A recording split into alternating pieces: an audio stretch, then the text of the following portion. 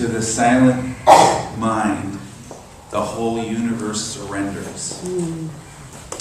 Yesterday at 7:30 a.m., there were 100 people waiting in the parking lot for the volunteers to show up for Circulation Day. And there were hundreds and hundreds of people who came. We've never had a response like that. When we showed up, we were here the day before for a couple, 3 hours, but we showed up after 10 sometime, and there's nothing left. It was all, there's a few things left. Karen Buchanan and her volunteers did such a fantastic job. But what did all these people come here for? They came for the silence. How can that be? It is the silent space of remembrance that generates the energy, the activity that then serves other people. And it is a paradox, it's ironic, that through the exercise of the silence, the space of creative possibility, that womb-like space that is ready to give birth to something wonderful, all action comes, all good action comes. Lao Tzu wrote in the Tao Te Ching, "Every wheel has 30 spokes, but it's the hole in the center that makes it useful." If you shape clay into a bowl, it is the space within it that makes it useful. Cut doors and windows for a room, it is the space within that makes it useful. You can profit by what is there, but value comes from what is not there. The energy, the yearning to serve is invisible, is it not? That's what they came for. The objects were secondary. One person said to me, in fact she's here, but I didn't ask permission, so one person said, what I really want is a record player. And I thought, yeah, right. How many of those are going to show up? It was only minutes. And I'm sure the stories will come forth from everybody who volunteered. There was so much rich energy. You see, you can profit from what is there, but the value comes from what is not there, what is not seen. And that's the love and the yearning.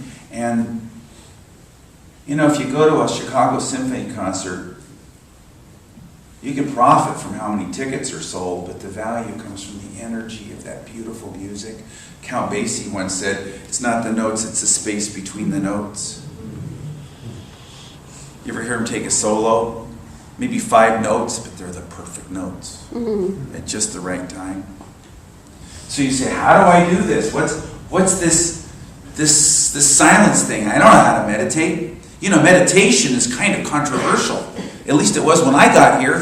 When I got here, I came with the idea that we do a silent meditation at 6 p.m. on Tuesday nights, and I got told over and over and over again why it was such a bad idea. And in fact, I had people say, you can't do it. You absolutely cannot do that because I don't like to meditate. But what you need to do is teach a class on different types of meditation, a different one every week, and tell people all about different types of meditation. I said, well, if you wanted to play baseball, would you pick up a rule book or would you pick up a ball? Why not show up and just experience it? We experienced what we usually do. It's always different every week. At the beginning of our meditation, the first half of it, just before our solo, before Megan's beautiful solo, and the second part of that early part of the service we'll do at the end of my talk today.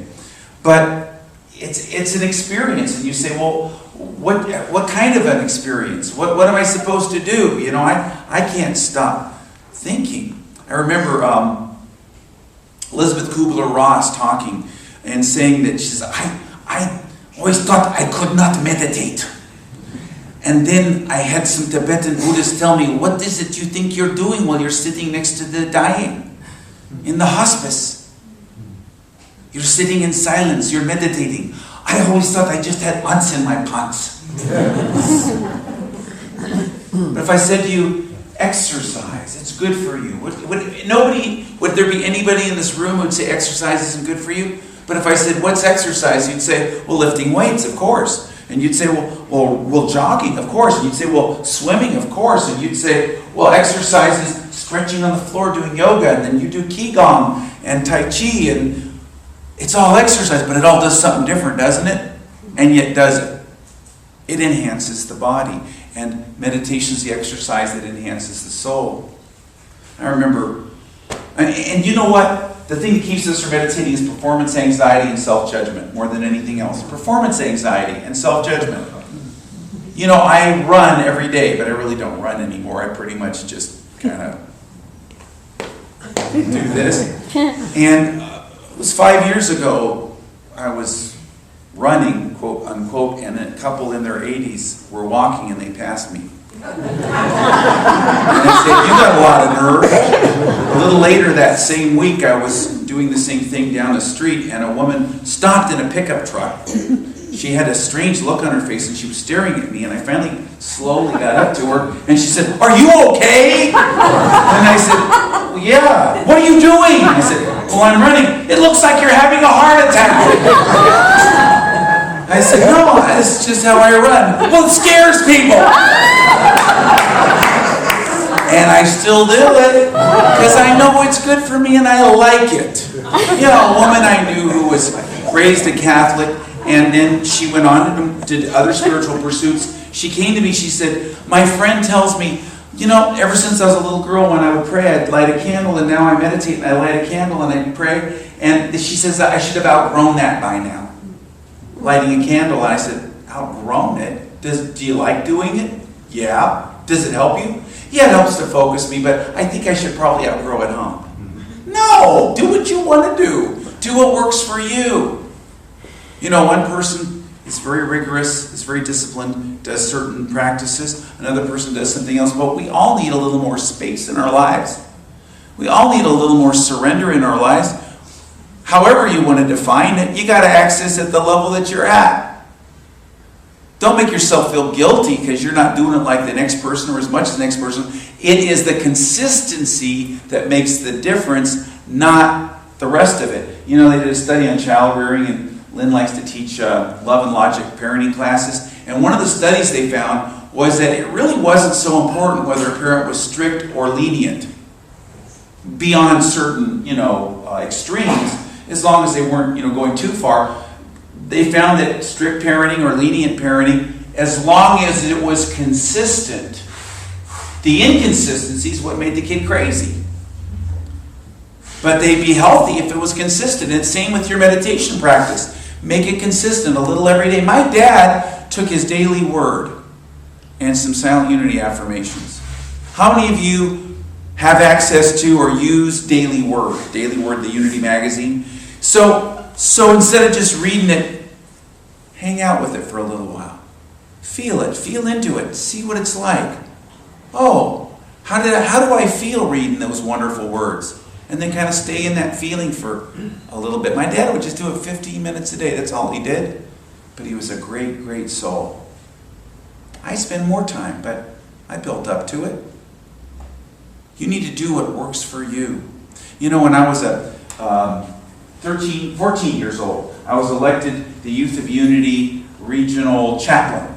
And in those days, the Youth of Unity teenage group had something called Prayer Panel, which was a meditation group that they do every week in addition to having their Sunday lesson. And the kids would write what was called Prayer Panel material. It was like a meditation guide, like a daily word type thing. And I was elected. I was 14, and I was a pretty good writer. And I sat down, I started writing. And it was awful. I knew it wasn't good quality. It was just trite cliches I wrote, things I'd heard. And I thought, what should I do? And I went into a quiet space, and I knew what I had to do. I had to pick up the ball. I had to do the thing that I'm telling them to do in order to have something to write. So I went out into the park near our home, and there was a creek that went through the park, and there were eucalyptus trees everywhere, and California bay laurel trees. I mean, it was like sitting in the middle of Vicks Vapor Rub. I mean, the smell was so strong, it was so beautiful, and it was lovely. And I'd sit there with my dad's book, Search for God by Edgar Cayce. They've got it in the area bookstore. And I'd sit there with it, and I'd take a sentence, a paragraph maybe, and I'd just sit with it. I would just feel what it said. I'd read how it made me feel, and then I'd sit with the feeling. And then after I sat with it long enough, I'd get an idea, and I'd write it down. And that's how I learned how to meditate every day. My real first instruction on something to do with meditation was when I was in 8th grade, and I was 2 years younger than everybody else in the grade, and my teacher felt sorry for me because, everybody else was way older than me, and I was very much kind of on my own. And she said to me one day, why don't you take 8th grade over again? I had good grades, but she said, you might be closer to people your own age, and you might enjoy it more. And I was so excited about it, but I remembered what my 7th and 8th grade Sunday school teacher, Uniteens teacher, told me. She said, she's the one who first led me in meditation. And she taught me many, many things. It was just her and me. It was a small church, so it was like being tutored by this wonderful mystic. And she said, every time you have a real question in your life, ask for guidance. And here was the first time I'd ever done that. So I said to my teacher, my school teacher, I'll go home, I'm going to come back tomorrow, I'll tell you. So I thought about it, I sat on the end of my bed and I said, okay, should I repeat the 8th grade? And then I just got quiet. And it was like there was this silent sound. And it went, no, no, no. I didn't hear it, but it was not audible, but I could feel it. And I was very disappointed because this isn't what I wanted. Later I found out it's because my soul needed that isolation in order to develop my inner qualities. And especially growing up in the era that I did, it was probably pretty good for me not to be too social. So, in San Francisco in 1969. Anyway, isolation can be a good thing. But I didn't understand that. I just was disappointed. I went to my teacher. I said, I'm sorry, but I'm going to keep going. I'm going to 9th grade next year. She said, why? I said, I just thought about it. I decided not to. I was going to tell her the reason. I figured she'd think I was a kook. So where in your life can you get guidance? How can you have to create a space of I don't know. A space of I don't know.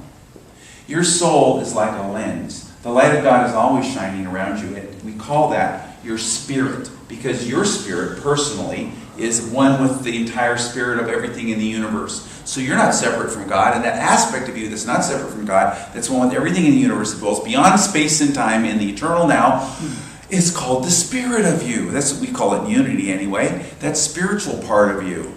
But there's a part of you that incarnates and lives through many, many experiences and grows and evolves and learns and changes. And that's called your soul.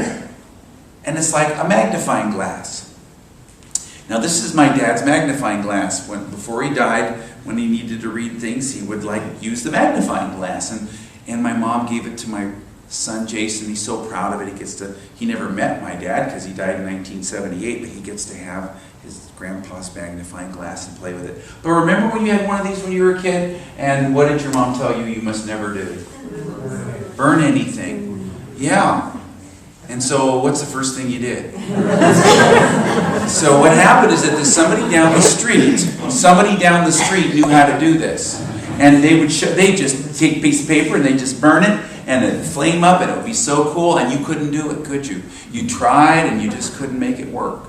Why? Because you never really practiced, but you tried and you worked at it and you learned to focus it, and slowly you learned to manipulate the lens so that it would catch the rays and then you get an effect. Similarly, your prayer, your meditation is like that. The light's always shining, always, but you learn how to focus it with your soul. Your soul is the lens. And you got to clean off the lens because this is really kind of dirty and it really can't focus anything. And that's the release of all your false beliefs and all the things, all that processing. That's what that radio show on Tuesday night is going to be about. Talking about how we mustn't forget to clean the lens, but also you'll learn how to manipulate it. And that is learning the spiritual practices that you will use in order to do the work that's yours to do. And when you do that, you go into a space of I don't know and you start getting answers. I remember when I was in ministerial school, I spent every lunch hour, the first half of it, in the Peace Chapel at Unity Village. And once I was going through a crisis or a big crossroads, like I had some really big things coming up, and I couldn't figure out what to do, and it was pretty rough. It was about 30 years ago, and I was at a ministers' conference, and I went back to my old haunting grounds in the Peace Chapel, and I sat down, and I asked, what should I do? And I got quieter and quieter, and what came to me was, go to the prayer vigil. Now the prayer vigil, you've probably heard of that. Silent Unity is called the light that shines for you, and you've probably heard that there's somebody been praying for 24 hours a day at every minute in a room at Silent Unity for over 100 years. They moved the building a couple of times, but always, always, always. Ministers can join that prayer vigil. It's one person sitting in a room. They can go in there, slip in the back, but they're only allowed to go in on the hour or the half hour because they don't want to disturb the person who's assigned for that half hour, who's holding the space for all of Silent Unity and all the people who are calling and writing. So I went in and I got there just in time. I got just in time, and I went in and there's nobody there. Probably the first time in 100 years, I don't know, nobody was there. I was the one holding the space. I'm sure that people have forgotten before, but they don't tell me get back that. But I'm sitting there, and so it was really silent, and I got really deep. And as I got quieter and quieter, I saw in my mind's eye this guy who I knew had an office there, but I didn't know him well at all. But if you were going to ask me somebody that I would confide in, he wouldn't be the guy. You know, you just don't get a feeling about, I'm going to tell this guy this whole thing, which was very tricky, had a lot of political ramifications, had to do with my future.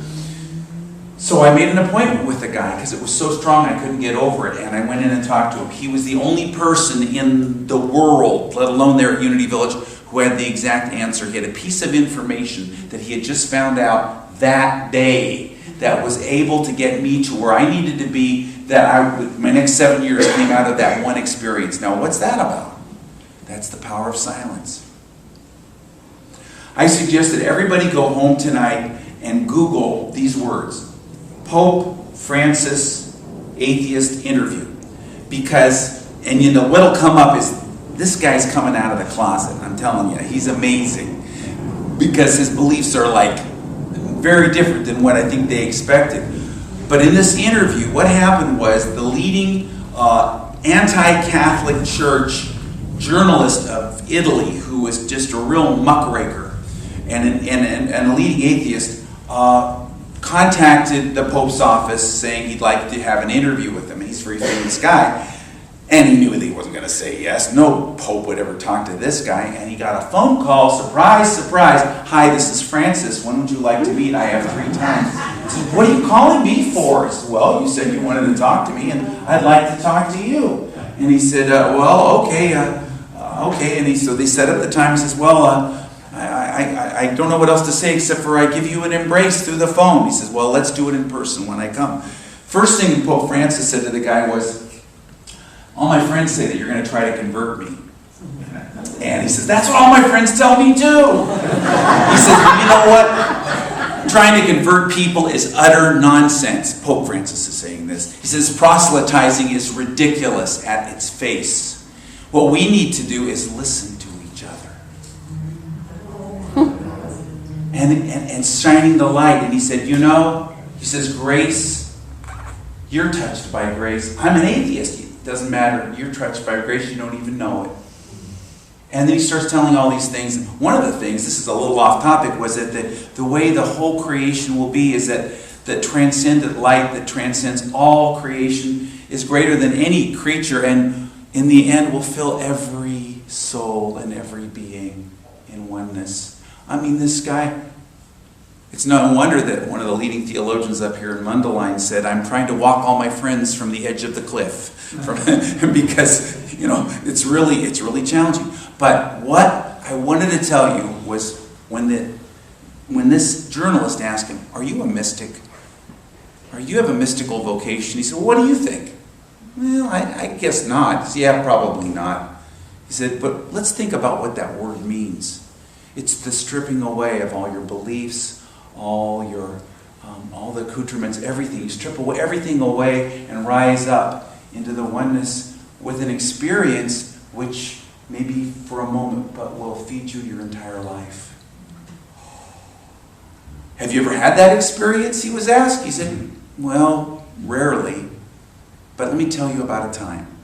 They just told me that I was going to be Pope. They wanted me to be Pope. And they asked me if I would be Pope. So I told them, wait a minute, let me go into that room.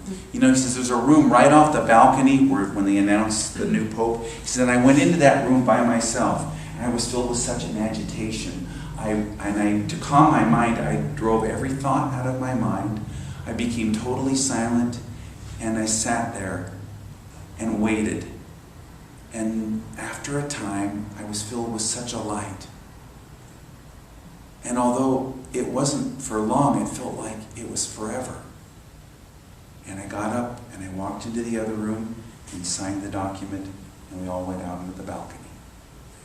He once said, anybody who wants to be Pope shouldn't be Pope. That was another thing. He says, I wasn't looking for it. It's that silent sound, that silent sound. How do you access it? Well, there was a biblical character, Ezekiel. He was on the lam. Everybody's trying to kill him. And he was hiding in a cave. And he was told by the voice of God, come out to the mouth of the cave, and I will show myself to you.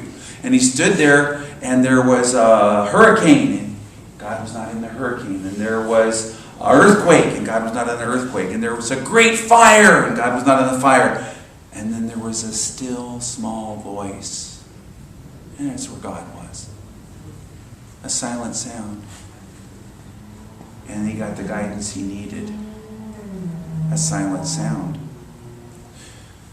That's what is a better translation of the Hebrew than still small voice. A silent sound.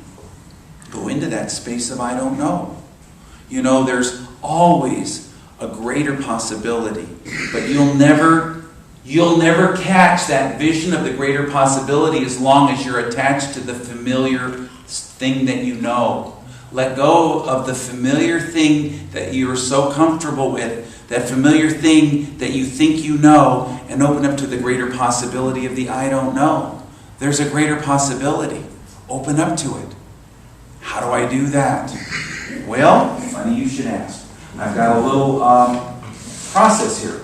My mentor from 1990 to 1995, when she passed, was Dr. Mary Allen. She was a psychiatrist in California. And she shared this process, which is really two processes on the sheet. It's right outside of the men's room, between the men's room door and the fellowship hall door. And it's called the question and answer process. And it's so simple that I often forget to do it. But I use this every day of my life.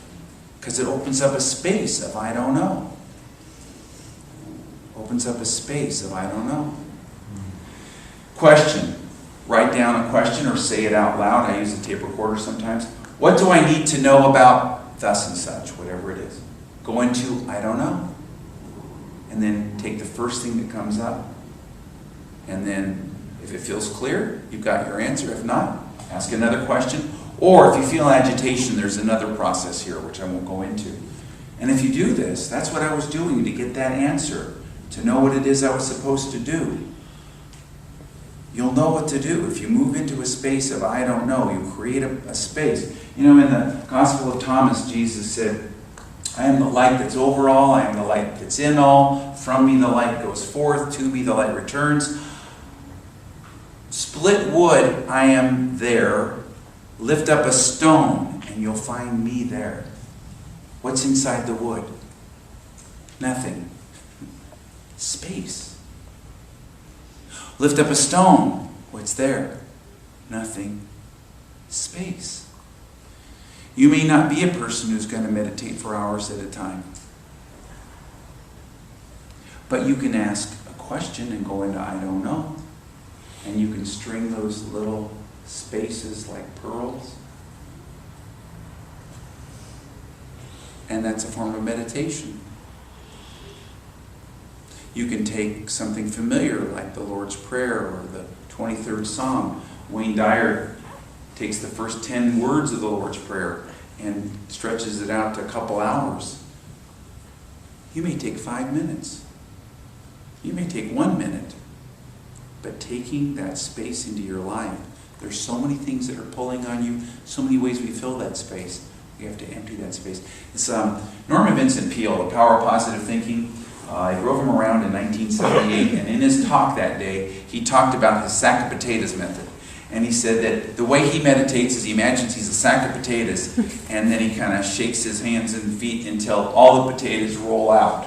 And then he goes in, and I asked him, how are you so prolific? And he said, then I just look at a blank piece of paper and I ask the Holy Spirit, what am I supposed to write? And I go into I don't know. There it is again. But he talked in this talk about having a meeting that was extremely important for financing for something with his church. It was in Philadelphia, and he took the train there, and he was late. The train was late, and he got out, and he ran to a cab. He says, quickly, take me to 15th and Walnut. And the taxi driver said, wow, what's so important that you have to be there in such a hurry? Oh, it's an important business meeting. Now hurry, step on it. And the guy said, wow, somebody your age really shouldn't rush like this. What do you mean, at my age? Look, relax. I just read this article in the Philadelphia Inquirer. It's all about how relaxation is important. And if we press all the time, we won't have the energy to do what we need to do when it's really time to press. So it's important to take the time in meditating. This is for the entire drive there. He tells me about this article. I didn't dare tell him that I wrote it. So create a space in your life, and use that. What's useful, what's valuable, is what you can't see. So let's take a deep breath. We're going to do that second part that we do on Tuesday night.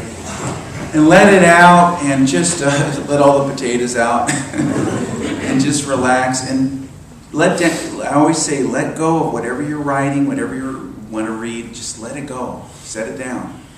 And move into a space where you see a body of water, a lake or a pond whose surface is entirely still and calm and perfectly reflects that which is above and beyond. Notice the mirrored reflection with no ripple that perfectly reflects the sky, the clouds that move, and that which is beyond.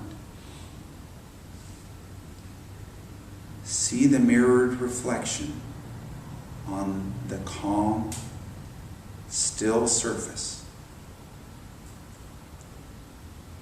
This surface is your mind, still and calm and perfectly reflecting the power and mind of God which is above.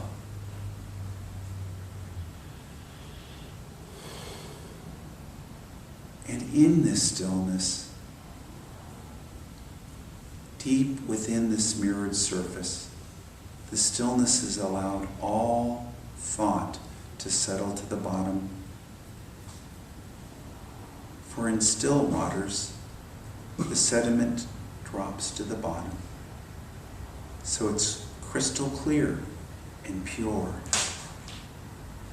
Your mind is still, calm, and reflects the higher mind of God. Your emotions are clear and pure to the very depths of your being. Sit and identify with this image.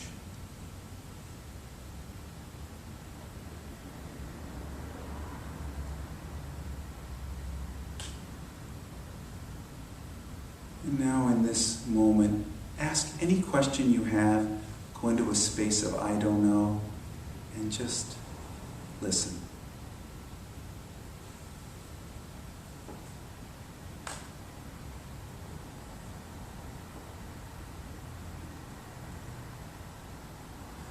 And let it go, because there's a part of you that knows, and you don't have to know what it is. It'll show up whenever it needs to. Bring yourself back into the presence of this room and be aware of the seat underneath you and the energy in your arms and legs and fingers and toes and your torso. And when you're ready, just open your eyes and be grateful that there are people who are here with you and that you have all the answers you need within you. So it is. For many of us, even though I said when you play baseball, don't pick up the book, pick up the ball, there's a little booklet in the bookstore called Meditation, Your Key to Accessing Universal Consciousness by Jane Hart. And it's so small because there's not a lot to say about meditation, but it's questions and answers. So, and if you don't know how to meditate, get a meditation CD of music, do something that would aid you in this. Take a deep, deep breath and let it out slowly. And I'm going to lead you in a meditation exercise, the first part of which we'll do now, and the second part we'll do at the end of my talk. And it's how we generally lead off our Tuesday night 6 p.m. silent meditation service. So I want you to do this at your own rate and speed, not as I suggest. But breathe in slowly and hold your breath as long as you feel comfortable. And then let your breath out slowly. And if you have anything in your hands or anything you're writing, just set it down. Breathe in slowly and imagine light coming into your lungs along with your breath. Hold your breath as long as you want to and feel that light move out and fill your body, every cell. And as you breathe out each time, imagine you're letting go of a piece of tension or a thought or a feeling that you don't need anymore. Each time you breathe in, you bring in light. It fills your body to the very end of every hair, filling every cell. And whenever you breathe out, you let go of a thought or a feeling or a tightness or a tension.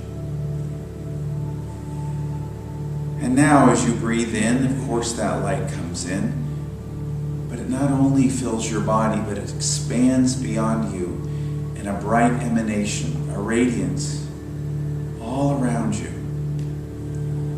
Still, as you breathe out, you let go of whatever tension or thought you want to let go of. Continue this process each time. And set down anything in your hands and make no sounds, please.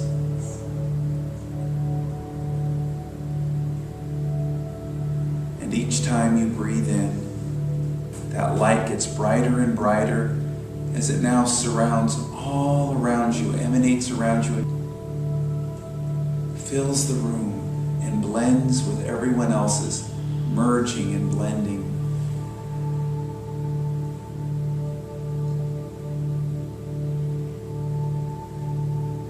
Feel your light, which is at one with the light of everyone.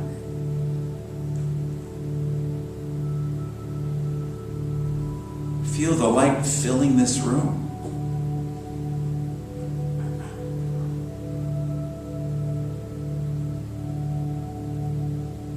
And allow your breathing to return to its normal rate. As your inner senses reach out, imagining the light within you, imagining it radiating out from you and everyone in this room, and filling this room with a bright, magnetic, protective radiance. Dwell in the light.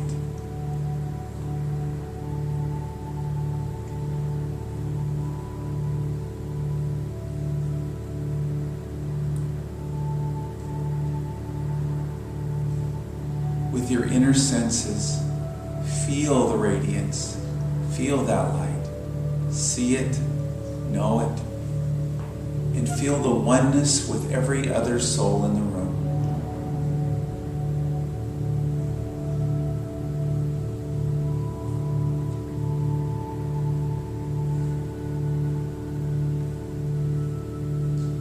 And now bring your attention back to this space, in this room, in this time, with a sense of rest and well-being, eager anticipation,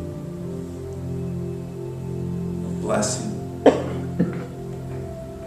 Become aware aware of the seat underneath you and all that's around you. Thank you, thank you, thank you, God. And so it is.